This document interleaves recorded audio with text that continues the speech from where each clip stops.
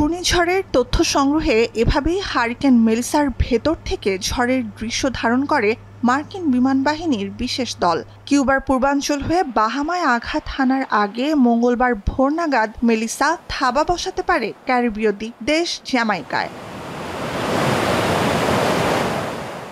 Category ৫ ঝড়টিকে সর্বনাশা আখ্যা দিয়েছে যুক্তরাষ্ট্রভিত্তিক ন্যাশনাল হারিকেন সেন্টার।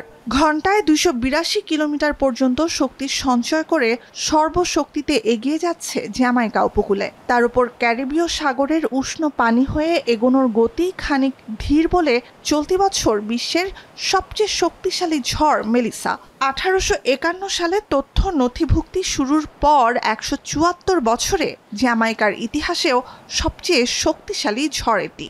নজিরবিহীন ঝড়ো বাতাস, ৪ দিনে ৪০ ইঞ্চি পর্যন্ত বৃষ্টি আর ব্যাপক ধ্বংসযজ্ঞের আভাস আবহাওয়াবিদদের। এ অবস্থায় নিত্যপণ্য মজুত করছেন কতদিন ঘরে আটকে থাকতে হবে না জানা সাধারণ মানুষ। We do a lot of delivery now, right now still have to keep moving because a lot of people come out to get them stuff. And when it moving slowly, it's not the right thing. It's the worst because no one know what next. You understand? Trust me feel sorry for who even don't save them soul. ঘূর্ণিঝড়ের প্রভাবে এরই মধ্যে ব্যাপক দুর্যোগপূর্ণ আবহাওয়া বিরাজ করছে জ্যামাইকায়। হয়েছে প্রাণহানিও। রাজধানী কিংস্টোনের উপকূলে উত্তাল সাগর, থমথমে রাস্তাঘাট। আগেই বিভিন্ন এলাকা খালি করার নির্দেশ দিয়েছে প্রশাসন। দেশের তুলনামূলক উঁচু এলাকাগুলোতে বাতাসের বেগ ৩০% বেশি শক্তিশালী হতে পারে বলে জারি করা হয়েছে সতর্কতা। দুর্যোগ কবলিত মানুষের জন্য বিনামূল্যে আশ্রয়ের ব্যবস্থা করতে স্থাপন করা হয়েছে হাজার খানেক অস্থায়ী কেন্দ্র। বন্যার ঝুঁকি কমাতে পরিষ্কার করা হচ্ছে নদীর তীর। The government is not telling you that everything is perfect.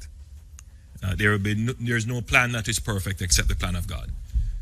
And man is fallible, so errors will be made. But that is not an excuse.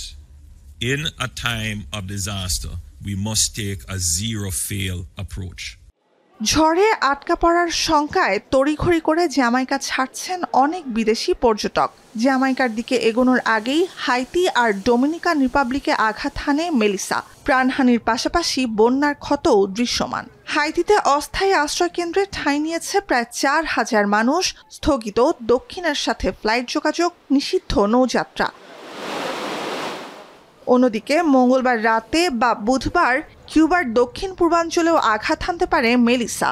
২০ ইঞ্চি পর্যন্ত বৃষ্টি আর প্রাণঘাতী জলোচ্ছ্বাসের পূর্বাভাসে উদ্ধার কাজের জন্য এরই মধ্যে মোতায়েন করা হয়েছে সেনাবাহিনী। কিউবাতেও সাম্প্রতিক ইতিহাসে সবচেয়ে শক্তিশালী ঝড় এটি। নুজহাত কামাল, এখন বিশ্ব।